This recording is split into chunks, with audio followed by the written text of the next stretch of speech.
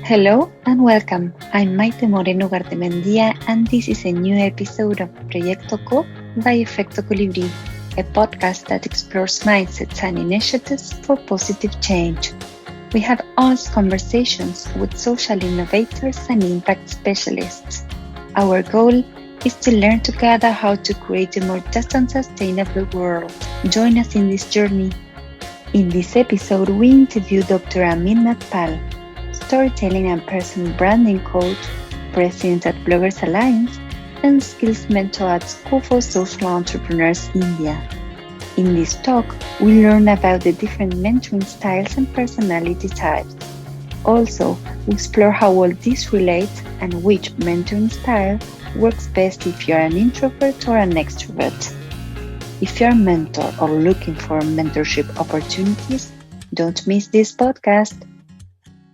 Welcome, Amit. We are delighted to have you here on our podcast. Thank you so much for sitting down with us. Welcome, Matina. Pleasure to be here. So, we met some years ago in India at School for Social Entrepreneurs when I was studying social entrepreneurship. But that time, I must confess that I wasn't really aware of the role of mentors in social entrepreneur success. Can you please share with us why is it advisable for social entrepreneurs to have mentor support? So, entrepreneurship journey in any case is challenging. You need someone to guide you, maybe motivate you and support you at times. So that is an ordinary entrepreneurship I'm talking about, and social entrepreneurship can be even more challenging because you are also serving the society at bare minimum profits. So you have a social cause. So it can be even more challenging. Uh, Investors may be difficult to get because of lower margins, especially in the developing part of the world. Now, of course, the impact capital is coming in, which is being specifically for social entrepreneurs. But social entrepreneurs have more challenges, and that's why a mentor becomes even more necessary. Yeah, I completely agree with you. And also, we might think that it is easy to ask for help, but often it is not. It takes courage. We have to be brave enough to recognize that we need support and ask for it. What do you think? Yes, in fact, I remember there was an American life coach, Kelly Connor. She was collaborating with us, with me for some projects, and I remember she had posted a blog on my site, which was asking for help needs strength. Now, a lot of us are not able to ask for help because of so many, fears, hesitation, the fear of listening, the fear of being rejected. So, asking for help itself requires that we have to be emotionally strong. We have to be ready to hear no at times. And, we have to be more, open minded. That's right. And what are the different styles of mentoring we can find? Yeah, that's a very important question. There are primarily what we say are five styles which a mentor can use. Let me give you a quick, explanation of these five styles, and then we will come to the next part of the question. First is challenger. Now, I remember one life coach in US, I saw in her profile provocator. So challenger is kind of a provocator who provokes, who challenges the mentee that, you have to show me, by doing this, or, like, I think, I don't know about Argentinian culture, but we have a similar culture in India, where fathers are very often challengers to their sons. Sometimes they will even say use negative motivation that you can't do it, so that the Mm. son wants to prove the father wrong. Now that is a challenger, which if you use a little bit of negative motivation, the challenger can be a provocator also. The second is cheerleader. This is a very, very positive approach, where the mentor shares every achievement of the mentee and is happy to celebrate each achievement and motivates. It's more inspirational style of mentoring. Third is ideator. This can be useful in creative businesses or maybe technology businesses where a lot of innovation is required. So the mentor is constantly ideating, co-creating, helping the mentor to come up with ideas. So the focus is more on, coming up with new ideas. The fourth style is educator, where the mentor, keeps educating the mentee about new developments, new technologies, new, ways of working. So acts more like a teacher, trainer, coach in that sense.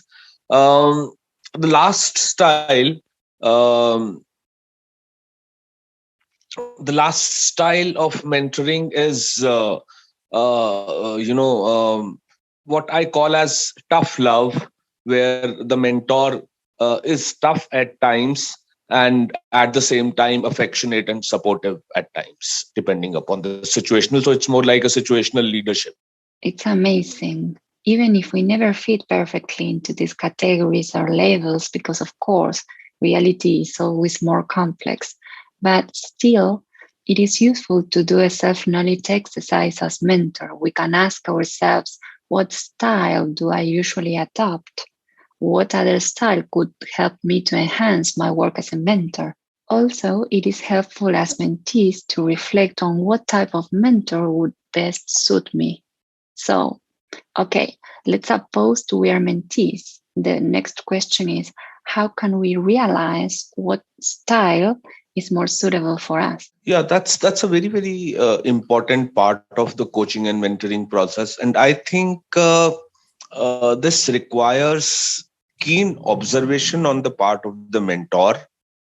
Maybe working on some project for a week or 2 weeks, then the mentor observes the mentee, and on the basis of that observation a style is finalized, because you need to understand the mentee as an individual. Like that famous American professor Warren Bennis talks about, managing people is like herding cats. So each human being is unique. So you cannot manage people, because you cannot herd the cat. So each cat has her uniqueness, individuality, and the same way each human being has their individuality. So you have to understand that individuality of your mentee, what kind of style will work. And part of that can be an open discussion also with the mentee, that what kind of a, boss, what kind of a manager, leader you feel comfortable with, which can help you. Like I'll remember once I was teaching PG diploma in advertising students, and we were doing think on your feet exercise, where I was doing a kind of a stress interview, asking them tricky questions. And one of the questions which I asked them was, would you prefer a over strict boss or a over lenient boss? Now, to my surprise, 85% of the students said a over strict boss. I was expecting they would, everybody is happy to have a over lenient boss. Now, when I asked them, why do you want a over lenient boss, over strict boss? Then the most important or the common reply was that if we have an over strict boss, then we will make less mistakes. Now, in a way, I would say that is like, 85% of the students said that we want a over strict boss. So maybe on a average, 85% of the people need someone, who can enforce external discipline, while 15%, people are self-disciplined, who don't need, even if they have a over lenient boss, still they will do with their work, with equal productivity and seriousness. So that's an interesting example that different people need different kinds of approaches. Absolutely. There is no one size fits all formula. But to be honest, I'm surprised by your words because taking it back to my own experience as mentee, I think this over strict style would hold me back and undermine my motivation actually. What's your view? Yeah, that's true. That's why I said if a person is self-disciplined, then the mentor does not need to enforce external discipline. But now there is I use this term tough love because social entrepreneurs are more likely to be creative people coming up with innovative ideas to solve social problems. And creative people have this interesting paradox. On one hand, creative people can't do their, give their best unless they get a lot of freedom. Uh, but at the same time, I also find that they also want some kind of a deadline, some kind of a framework, some kind of a boundary to that playground. So that's why like I said, the tough love becomes an interesting, useful approach.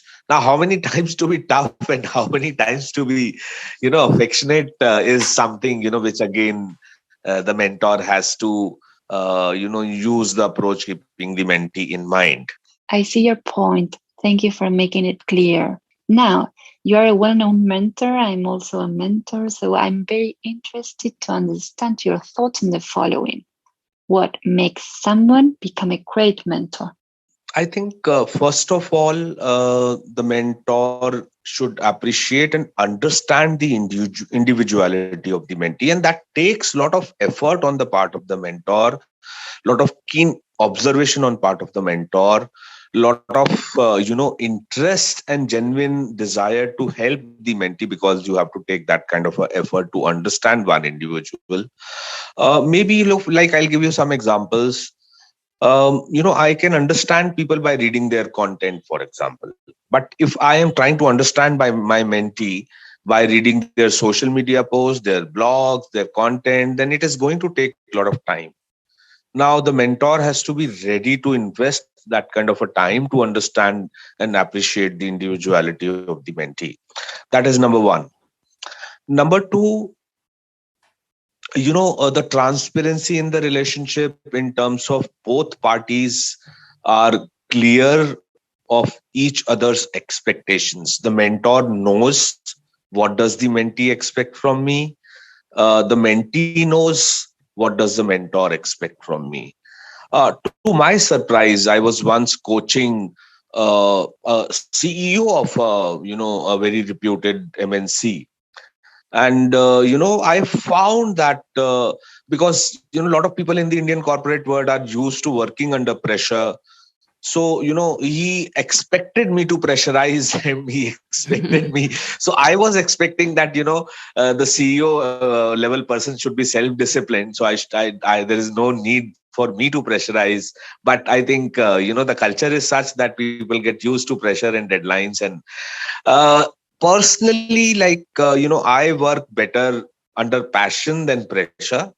But some people perform better when they are under you can call them pressure, you can call them challenging situations, you can call it the deadline. So some people perform better when you have that kind of pressure or challenge for them. So it again comes to people are in have their individualities. Now, I would like to talk a little about personalities and see how it relates to mentoring. While I was doing my research on your work, I realized you've written a lot about introverted personalities. Actually, you identify yourself as an introvert. Can you tell us more about that? Yes, I have written a lot of blogs about introversion, and in my case, I became an introvert because of the situation. Because a lot of people did not want me to be part of the team because I was wearing very high-powered spectacles in my school. So I was considered a liability for the team, and that made me an introvert because I started reading more. I was not involved into team sports, and that pushed me or forced me to become an introvert. Introverts, I think I have understood the word of introverts a lot through this book called Quiet, the power of introverts in a word which can't stop talking. That's a very interesting book, and the book says that introversion has three cousins, which is shyness, sensitivity, and seriousness.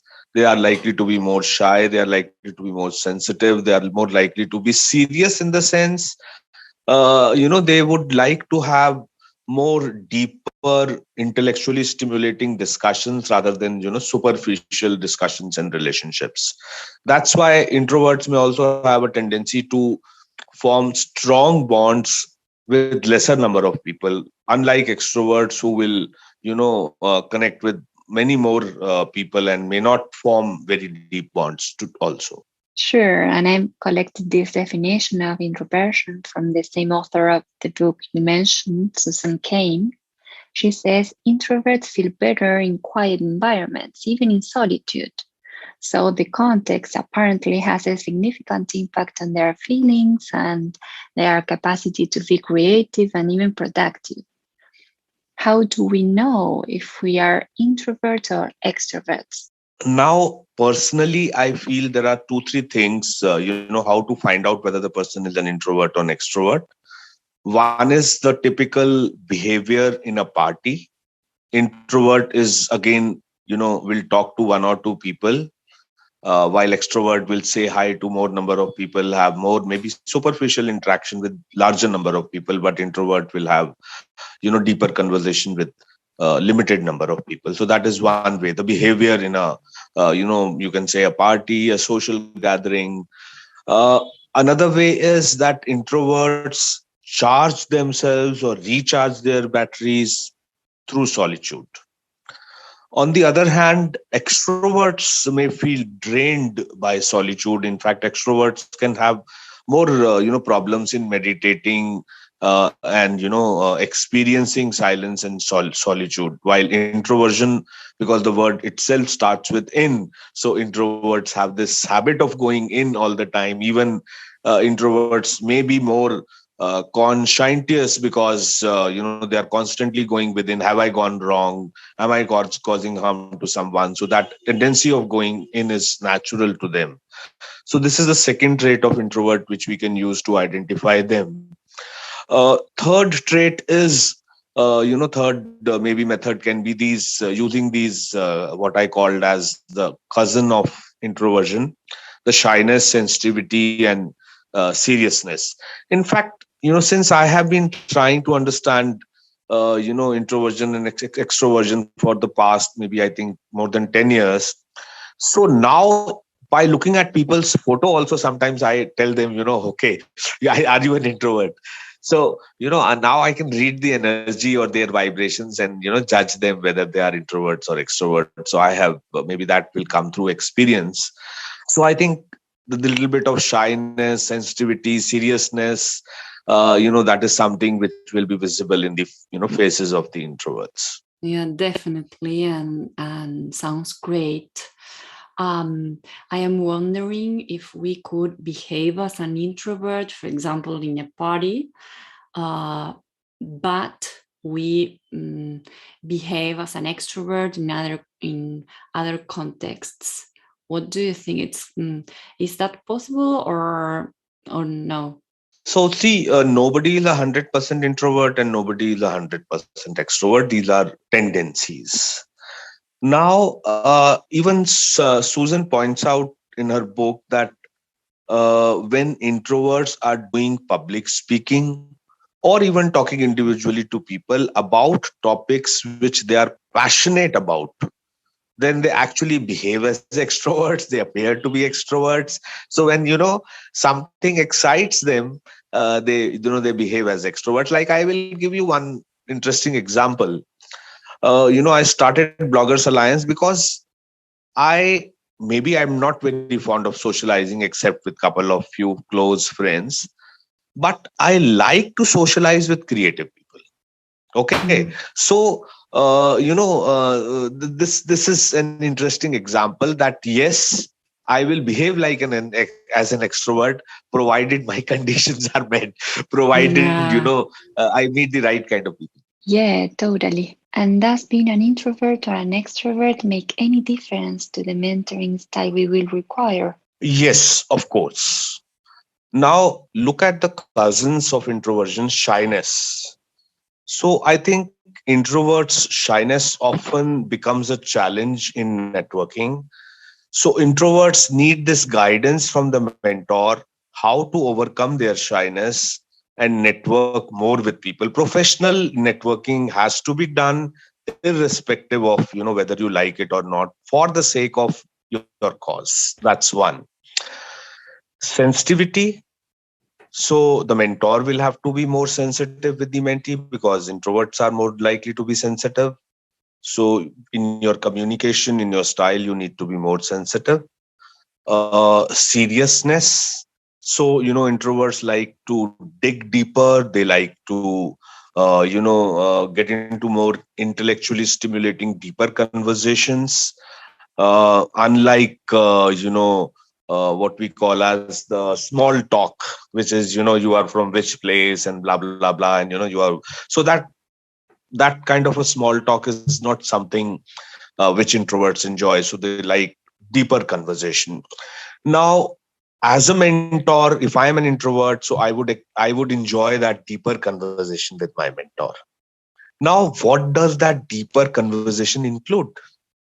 I think here, the mentor also needs to take an effort uh, to, whether the mentee is introvert or extrovert, the mentor needs to encourage them to open up, to share that part of their personal life which is affecting their professional life.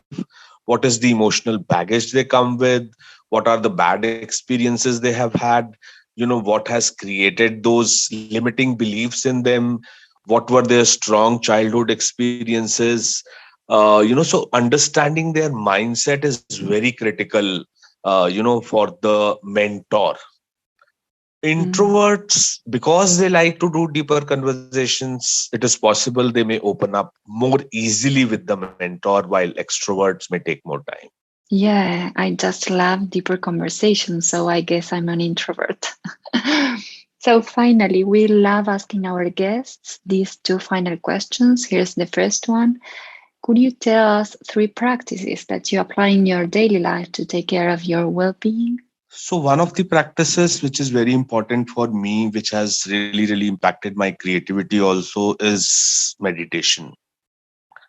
I have done a lot of experimentation with meditation itself, meditating with music or meditating with mantras, chanting mantras, meditating in silence, becoming a witness to your own thoughts, breath meditation. So I've experimented with a lot of kinds of meditation. And I think, again, like, chanting is a very good form of meditation for a beginner. And advanced forms of meditation are good for people who have been practicing for a longer time. Now, so that's practice number one.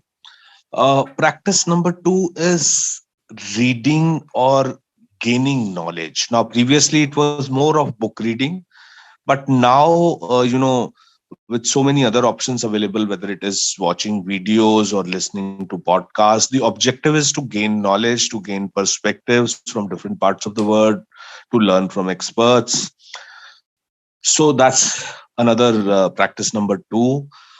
Since I'm in the digital domain, I teach, train, coach on digital storytelling and social media related tools. So they're constantly, consistently changing, and being in touch, staying updated with the latest is essential for my kind of profession. The third practice is enjoying nature. Whether it is taking a walk, whether it is spending some time with plants.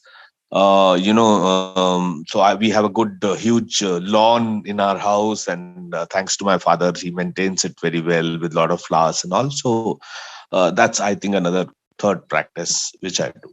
That's lovely, and I feel identify with your practices, you know? And the second question would be, if you had to sum it up in just one sentence, what's your life purpose?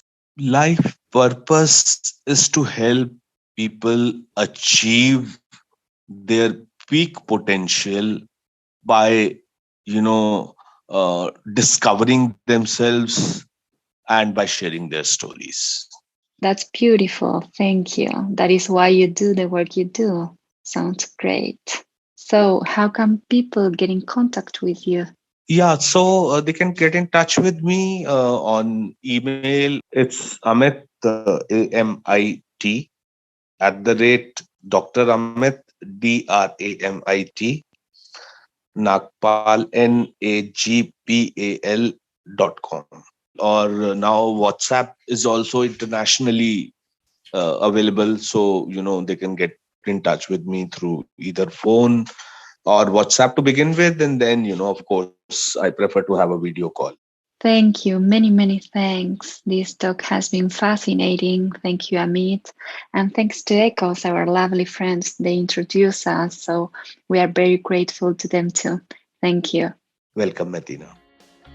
Thank you for listening to this episode. We hope you enjoyed it as much as we did.